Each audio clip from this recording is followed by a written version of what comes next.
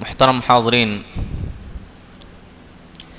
سورۃ المائدہ کی تفسیر چل رہی تھی۔ سورۃ المائدہ کا مختصر تعارف ہم نے آپ کے سامنے ذکر کیا۔ ہم نے اس سے پہلے بتلایا تھا کہ سورۃ المائدہ وہ سورت ہے جس کی ہر آیت میں تقریباً اللہ رب العالمین نے احکام اور مسائل بیان کیے ہیں۔ آج ابتدائی کچھ آیتوں کی تفسیر میں آپ کے سامنے رکھوں گا۔ اگر کوئی ان آیتوں کی تفسیر غور سے سن لے تو کبھی بھی انشاءاللہ اس کو کسی سے پوچھنا نہیں پڑے گا کہ کون سا جانور، کون سا پرندہ، کون سی چیز کھانا حلال ہے، کون سا حرام ہے۔ اللہ رب العالمین نے ابتدائی آیتوں کے اندر ان ساری چیزوں کا ذکر کیا ہے، کس کو کھانا حرام ہے، کس کو کھانا حلال ہے۔ اللہ نے کہا حرمت علیکم المیتۃ والدم ولحم الخنزیر وما اہل لغیر اللہ۔ اللہ رب العالمین نے شروعات کی اس سے کہ تمہارے اوپر مردار چیزوں کا کھانا حرام قرار دیا گیا ہے۔ مردار، اب کوئی بھی چیز ہو مردار، چاہے اس کا کھانا حلال ہو یا حرام ہو، اگر وہ ذاتی موت کوئی جانور مر گیا تو اس کا کھانا حرام ہے، چاہے وہ بکری ہو، مرغی ہو، گائے ہو، اونٹ ہو، کوئی بھی چیز جو بھی کھائی جاتی، اگر ذاتی طور پر وہ چیز مر گئی تو اس کا کھانا کیا ہے؟ حرام ہے۔ اس کے بعد اللہ نے کہا حرمت علیکم المیتۃ والدم، خون، بہتا ہوا خون، دم مسفوح جو ہے اس کا کھانا بھی حرام ہے۔ خون آدمی نہیں پی سکتا، خون آدمی نہیں کھا سکتا، وہ کھانا حرام ہے۔ تو مردار جو ذاتی طور پر اپنی ذاتی موت مر گیا ہو کوئی جانور تو اس کا بھی کھانا حرام ہے، اور بہتا ہوا خون وہ بھی کھانا حرام ہے۔ لیکن دو مردار اور دو خون ایسے ہیں جن کا کھانا جائز ہے، وہ کیا کیا ہیں؟ اور دو مردار کون سے ہیں؟ ماشاءاللہ، مچھلی اور ٹڈی۔ مچھلی اور ٹڈی آپ ہر صورت میں اس کو کھا سکتے ہیں۔ فَأَمَّا الْمَيْتَتَانِ فَالسَّمَكُ وَالْجَرَادُ، دو مردے کھانے حلال ہیں، سارے مردے حرام ہیں لیکن دو مردے حلال ہیں، مچھلی اور ٹڈی۔ آپ ہر صورت میں، ہر حالت میں اس کو کھا سکتے ہیں، زندہ پکڑے تب بھی کھا سکتے ہیں، مر گئی ہو، تیر رہی ہو، پھر بھی کھا سکتے ہیں اس کو۔ اور دو خون فَالْكَبِدُ وَالطِّحَالُ، کلیجی اور تلی، یہ دو چیزیں خون میں سے حلال ہیں، ورنہ اس کے علاوہ جتنے مردار ہیں اور جتنے خون کی کسی بھی جانور کا خون ہو سب حرام ہے۔ تو یہ حرمت علیکم المیتۃ والدم۔ اس کے بعد تیسری چیز اللہ نے کہا ولحم الخنزیر، خنزیر کا گوشت بھی حرام ہے، صرف گوشت نہیں، مطلق طور پر ہر چیز حرام ہے۔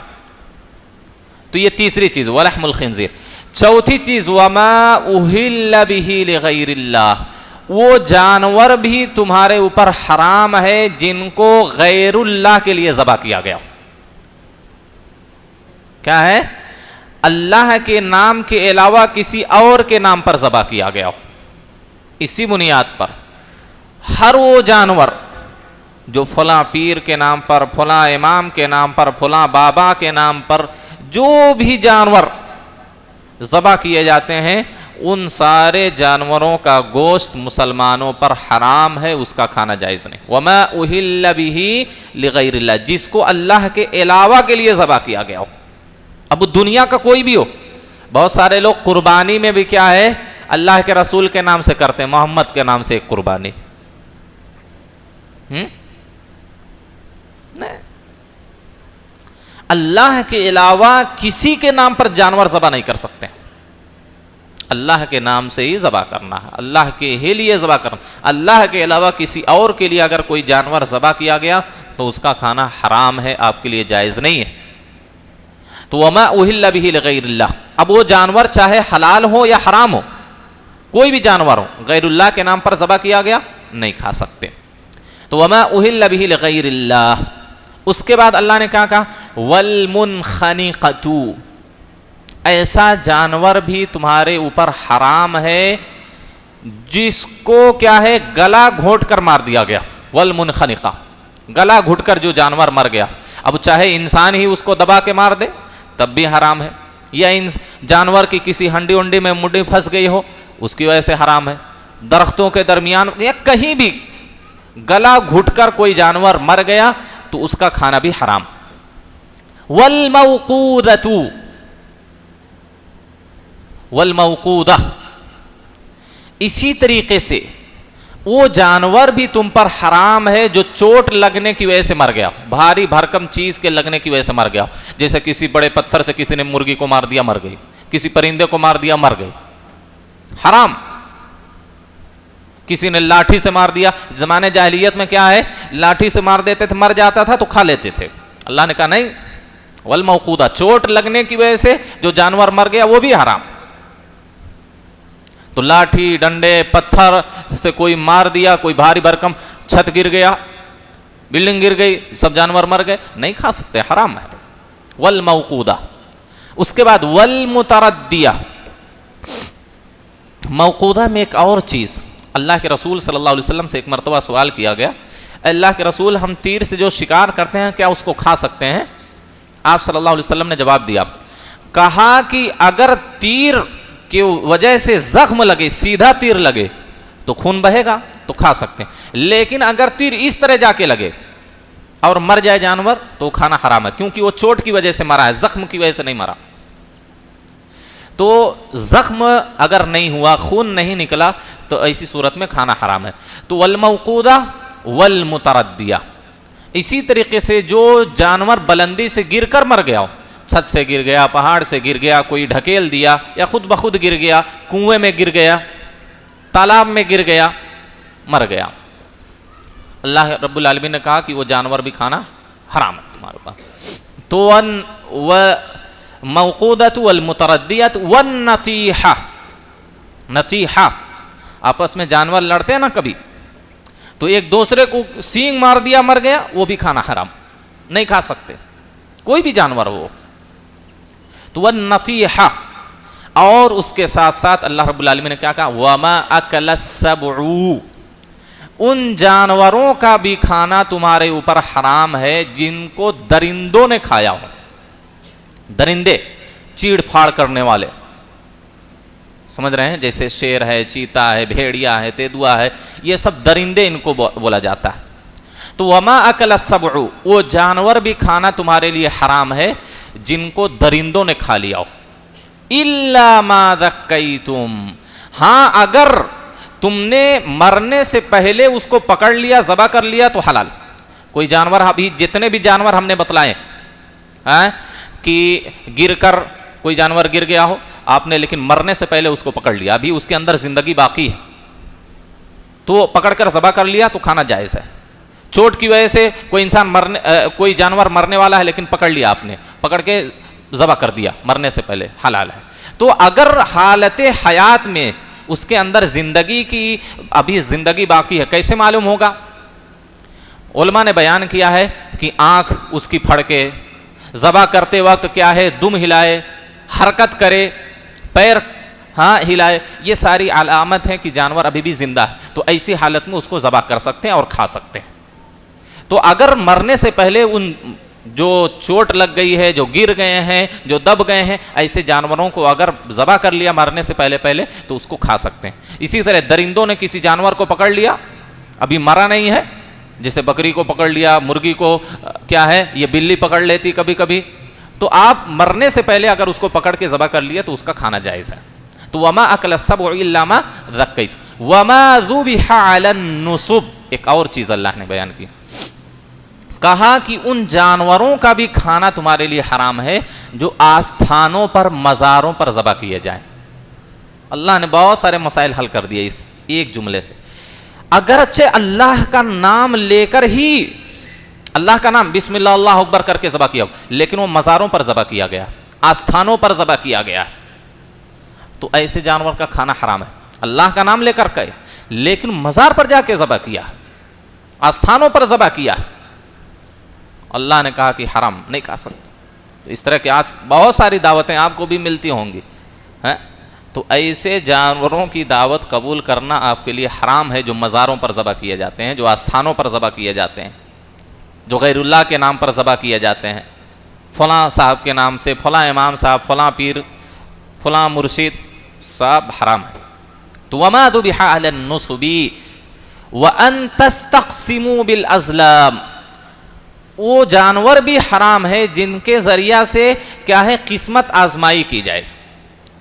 تو اس میں دیکھیے اللہ رب العالمین نے اتنے جانوروں کا ذکر کیا ہے کہ یہ سارے کے سارے جانور تم پر حرام ہیں۔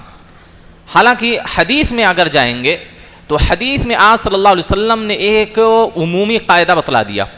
کیا بتلایا؟ کل ذی ناب من السباع وکل ذی مخلب من الطیر، جانوروں میں سے کون کون سے حرام ہیں؟ اتنی چیز ابھی آپ کے سامنے، مردار ہے، خون ہے، خنزیر ہے۔ حدیث میں آئیے کیا حرام ہے؟ آپ ہر وہ جانور جو اپنے دانتوں سے چیڑ پھاڑ کرتا ہو، دانتوں سے شکار کرتا ہو، وہ سب جانور کھانا حرام ہے۔ شیر ہے، دانتوں سے چیڑ پھاڑ کرتا ہے، چیتا ہے، دانتوں سے چیڑ پھاڑ کرتا ہے، تیدوا ہے، دانتوں سے چیڑ پھاڑ کرتا ہے، کتا ہے، بھیڑیا ہے، اس طرح کے ہر وہ جانور جو اپنے دانتوں سے شکار کرتے ہوں، چیڑ پھاڑ کرتے ہوں، ان سارے جانوروں کا کھانا حرام ہے، سارے جانوروں کا کھانا حرام۔ تو یہ جانور کی بات ہوگی، یہ جانور سب حرام۔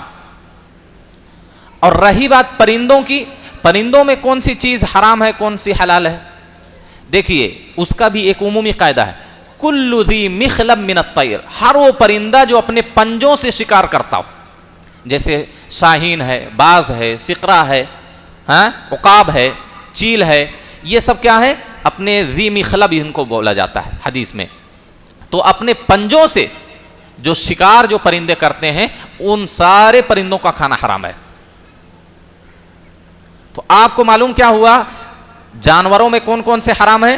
ہم نے بتلایا، جو درندے ہیں چیڑ پھاڑ کرنے والے دانتوں سے وہ حرام، مردار حرام، خنزیر حرام، خون حرام، آستھانوں پر جو ذبح کیے گئے وہ حرام، غیر اللہ کے نام سے جو ذبح کیے گئے وہ بھی حرام۔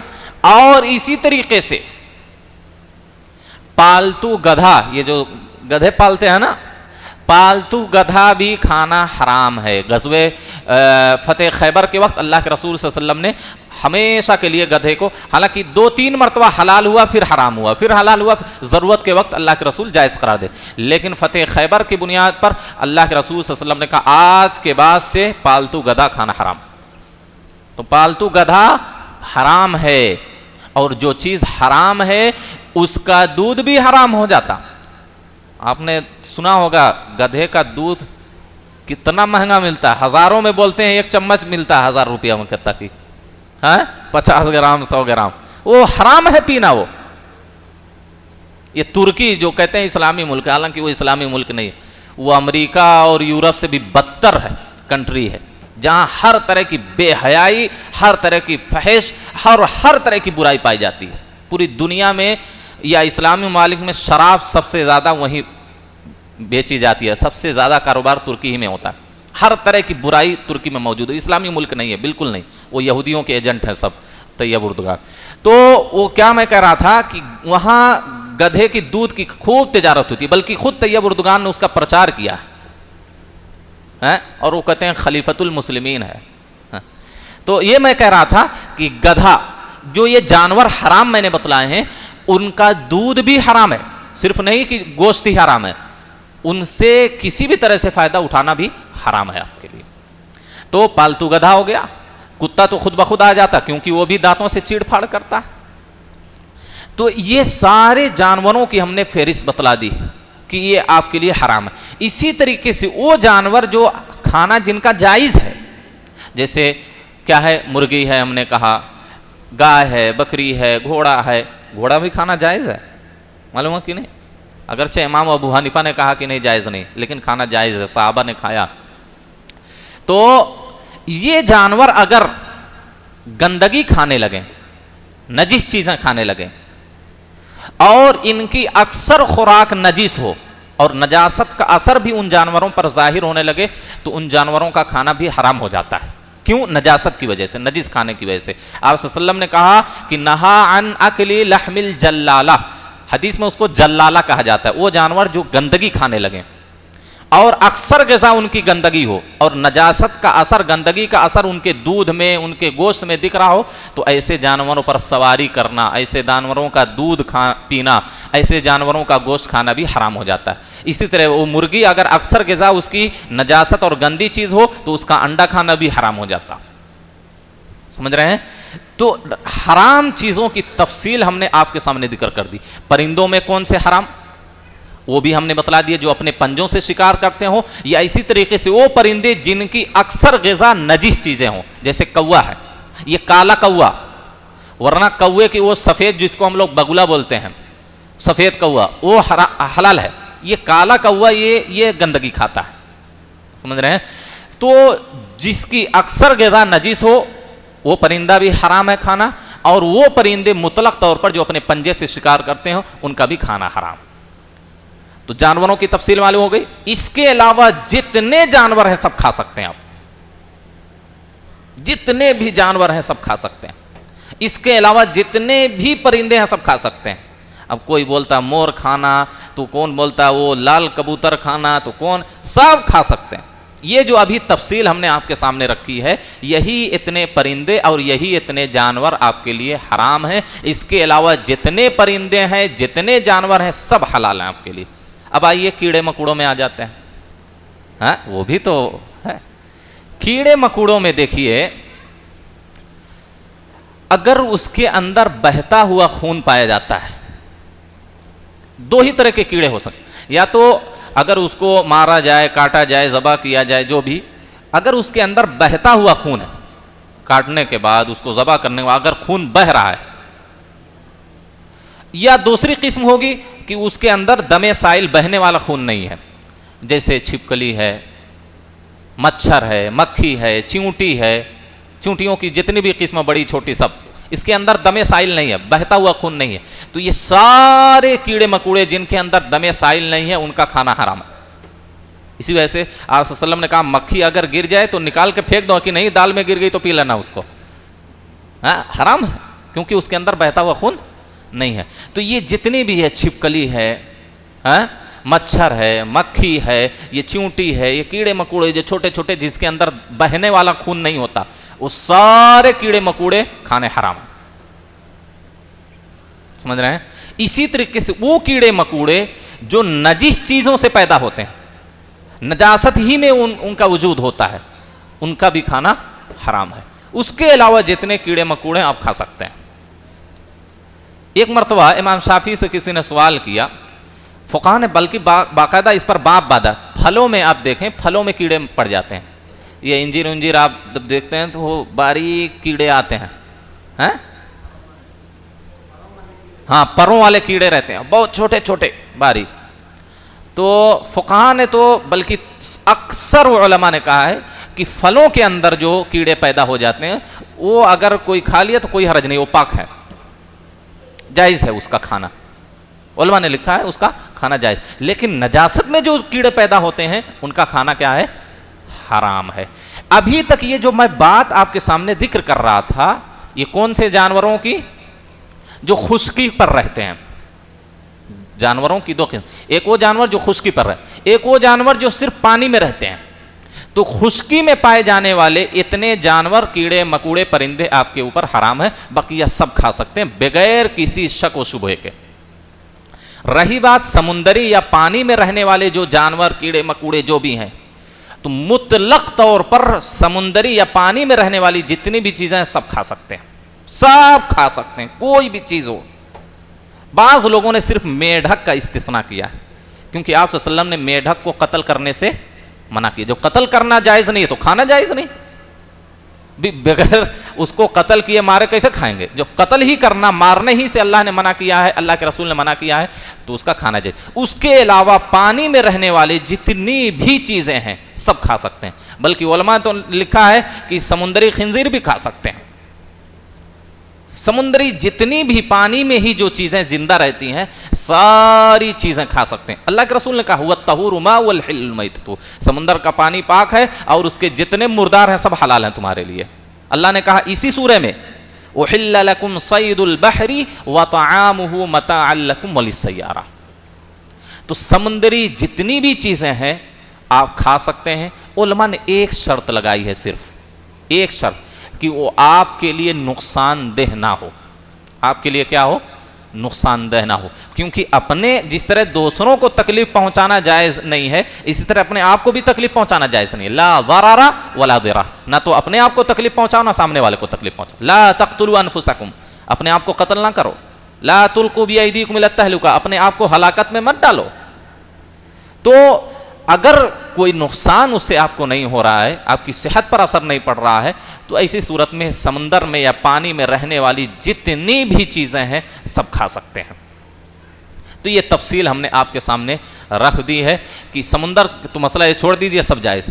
خشکی پر رہنے والے پرندے، جانور، کیڑے مکوڑے. اسی طریقے سے ہاں ایک اور چیز، ہر وہ کیڑے مکوڑے یا جاندار چیز جو زہریلی ہوں اس کا بھی کھانا حرام ہے. کیوں؟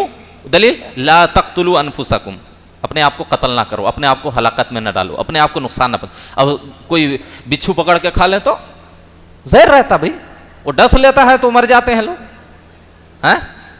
تو یہ جو بھی زہریلی جو بھی چیزیں ہیں اس کا کھانا حرام ہے.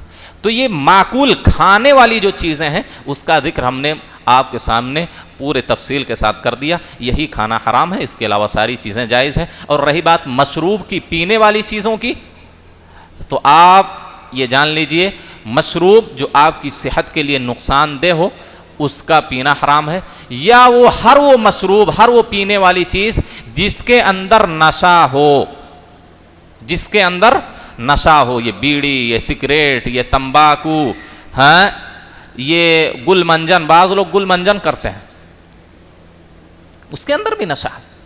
تو ہر وہ چیز، ہر وہ سیال چیز، مشروب جس کے اندر تھوڑا سا بھی نشہ پایا جاتا وہ حرام ہے. ما اسکر کثیرہ فقلیلہ حرام، جس کی کم مقدار میں نشہ، جس کی زیادہ مقدار سے نشہ آتا ہو اس کی کم مقدار بھی حرام ہے. اب وہ کوئی کہے نہیں ہم اتنا کرتے ہیں کوئی نشہ نہیں آتا، اچھا پوری ڈبی ڈال لو تو آتا کہ نہیں آتا نشہ؟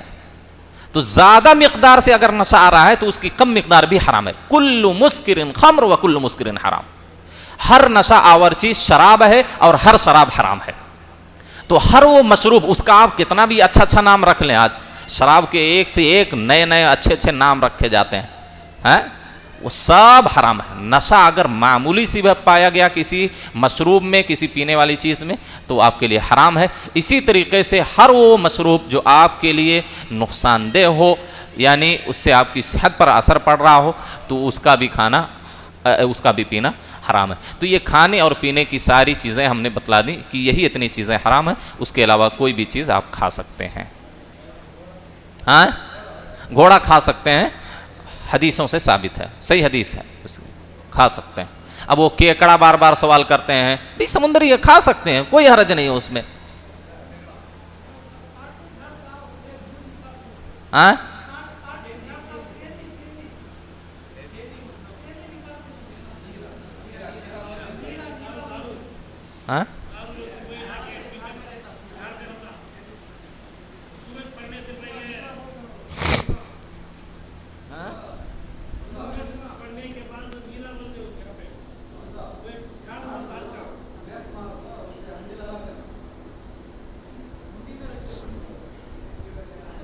میں سمجھ نہیں پا رہا ہوں کیا چیز ہے وہ. ناریل، ہاں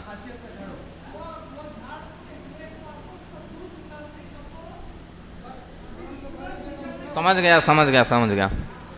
دیکھیے اگر اس میں نشہ نہیں پیدا ہوتا تو اس کا پینا حلال ہے. بعض لوگ کہتے ہیں سورج کی جب تپش پڑتی ہے تو اس میں نشہ پیدا ہو جاتا ہے، اگر ایسی بات ہے تو وہ حرام ہے. اگر اس کے اندر نشہ نہیں پایا جا رہا ہے تبھی جائز ہے. اگر نشہ، معمولی سی بھی نشہ اس کے اندر پائی گئی تو اس کا پینا حرام ہے.